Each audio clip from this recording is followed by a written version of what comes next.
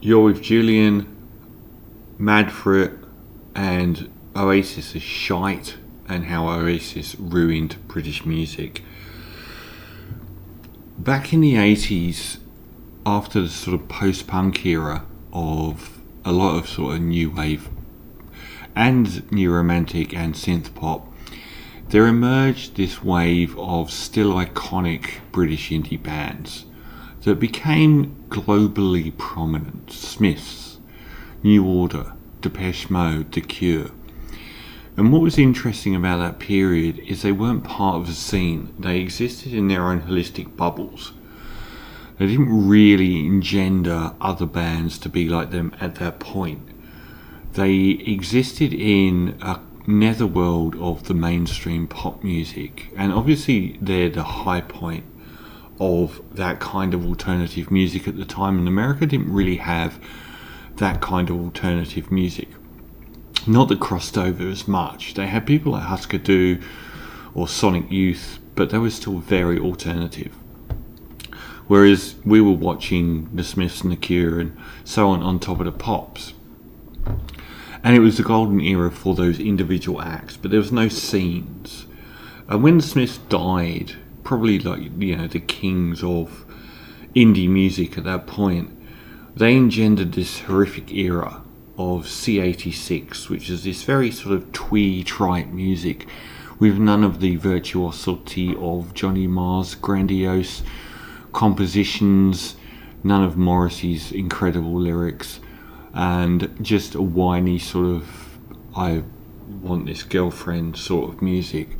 Sarah Records era of travesties and war crimes against music. And English music on the indie side was dead for a few years, and it kind of came to a rebirth in the very late, probably 1989. And some bands started to move through at the same time as the Pixies were getting very big in the UK. There were acts in the UK that were getting a lot of attention for making music that wasn't particularly connected with those titans of alternative music like Depeche Mode or New Order or The Cure or the Smiths. It was a new wave of stuff like The House of Love, like My Bloody Valentine, and no doubt the kings of this era, Creation Records, who had a roster of virtually everything that was happening for a few years. Now, this was the best era for British music since the late 1960s. Since the Beatles' Help and that era where there was a dozen different interesting UK acts that have remained culturally significant ever since and very sort of influential. Small Faces, Rolling Stones, and a million blues-infected acts from the Yardbirds to Blind Faith and Cream and God knows how many dozens of other acts. But this wasn't just down to rock music. This era from 1989 was completely across the spectrum. So we had on the techno house, hardcore, big beat side of things, we had acts like Orbital and Underworld and Left Field and The Prodigy and Chemical Brothers coming through and making dance music, not a 12-inch that someone else played, but album length properties, and then playing at festivals, playing live concerts. It was a huge deal, one of the biggest moment I think in electronic music history, and people will say no way, because this was probably mainly a white British thing, which people are very uncomfortable about. They want to go back to the era of techno in Detroit or house in Chicago and say it's a black thing. But I think that moving this music into an album format and into the live arena was an even bigger deal.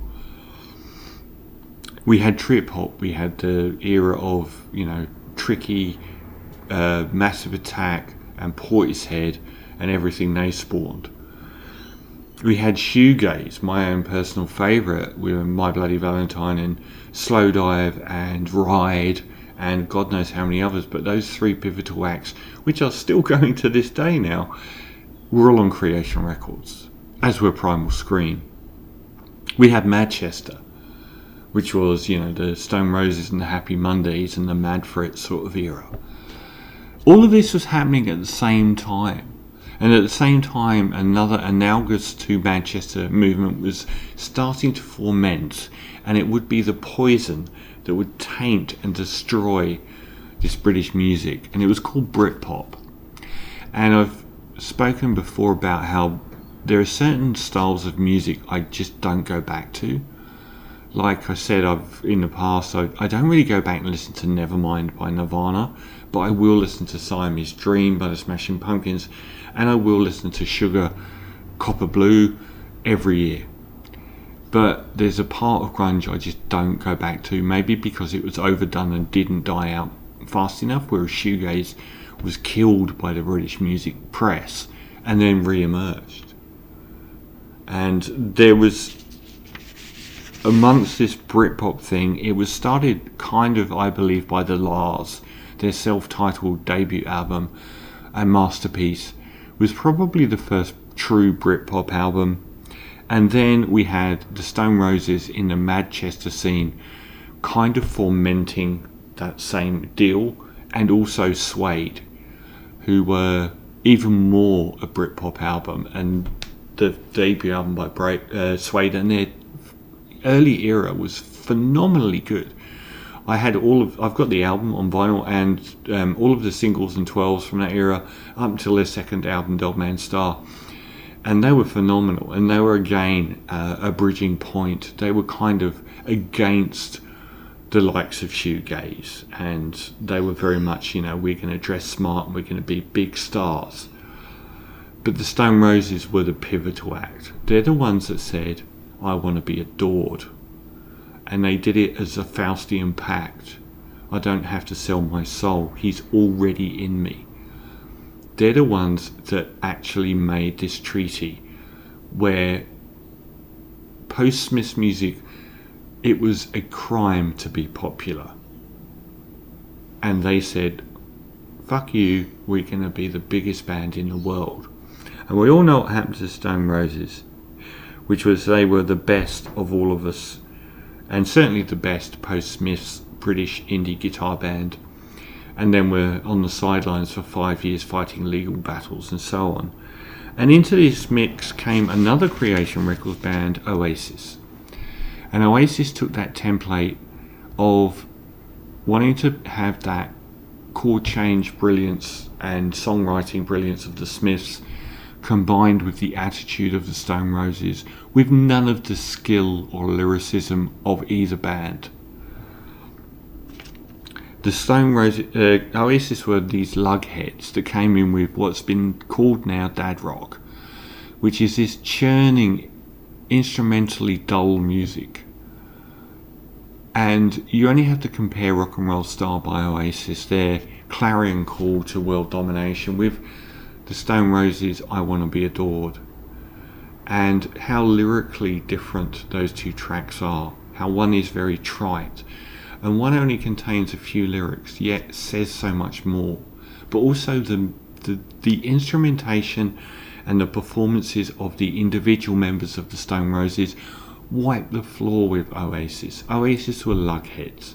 Listen to a track like Waterfall from the Stone Roses, and the intricacy of the drumming and the beauty of the bass line and the guitar parts compared to really good songs by Oasis, which are just churning, and the bass and the drums are always just the most bog standard thing you can get.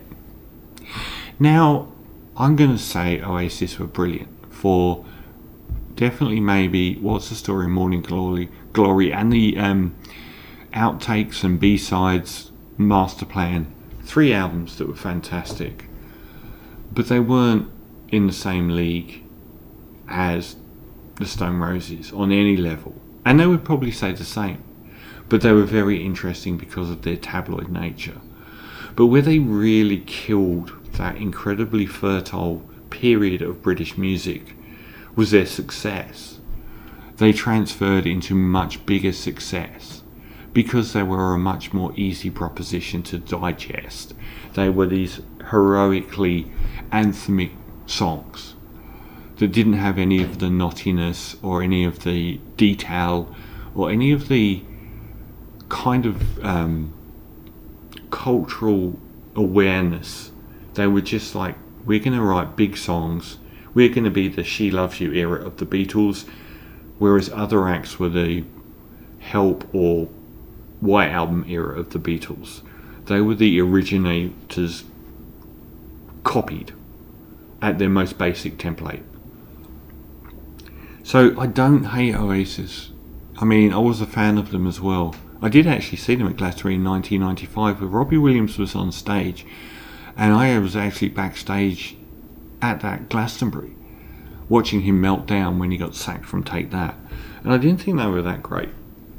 But yeah, their great songs were phenomenal. Even Definitely Maybe has got songs like Digby's Diner or What's the Story has got, you know, those trash songs on it. Compared to the pinnacles of the other artists around that time, they had 70% fantastic songs and, 30% chaff. It's the acts that they inspired that became dominant on the industry due to their success that killed British music at that period. We were left with these satellite properties like we were with Depeche Mode and Cure and New Order. We were left with Radiohead and Spiritualized, Swerve Driver, I can't remember the Welsh ones at the moment. I've forgotten their name, but there were these, The Verve.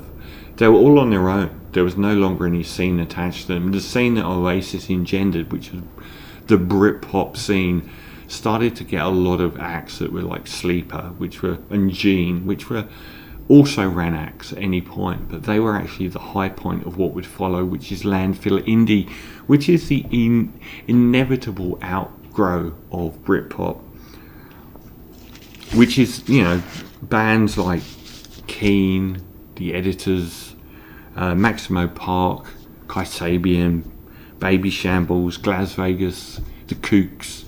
All these bands came along with one or two songs that were terrific, but nothing instrumentally interesting about them, and a couple of albums worth of detritus.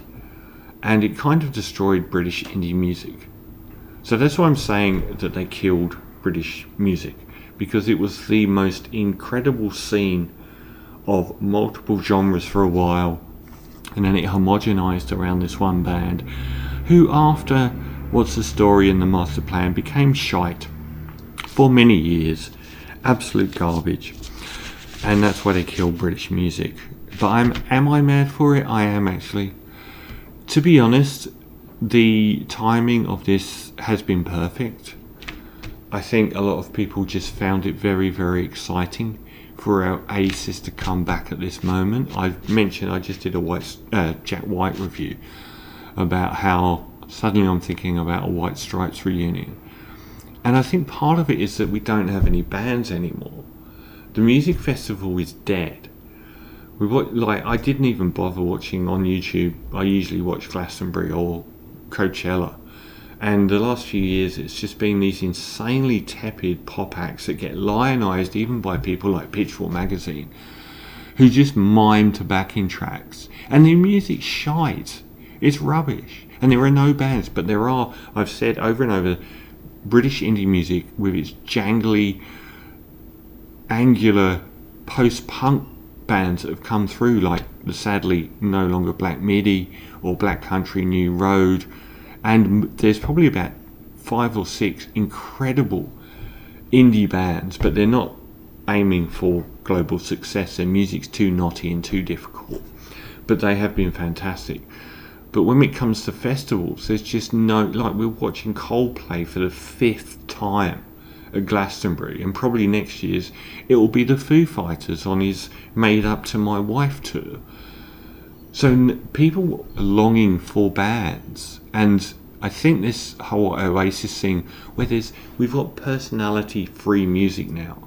We've got music that's based on TikTok, and we've got music that is trying to fit into a social paradigm, and then you've got Oasis coming along and being unmanageable and rude, and that's what we expect rock and roll to be. We don't expect rock and roll to fit into these paradigms, and I think that's what's taken over music, is that a lot of sort of like my side, the left side, used to be on the outer, and there seems to be some level of control over what artists can get away with now. They have to be apologetic if they've done something wrong, and then Oasis come on, and Noel and Liam are very much not apologetic, and it gives rise to the notion of bands coming back. So I am completely for the Oasis reunion, and they were brilliant at a time, and if they don't touch albums like Be Here Now on when they're doing their reunion tours, it might be a fantastic experience. But also because it kind of brings a bit more excitement back into the arena of bands playing large festivals, instead of it being a pop act, a female solo pop act headlining Glastonbury that just isn't that interesting, that doesn't have that catalogue of songs, that is largely playing to a backing track, that has augmented live vocals, and doesn't have that much personality. So they did kill British music, but maybe Oasis can bring back the band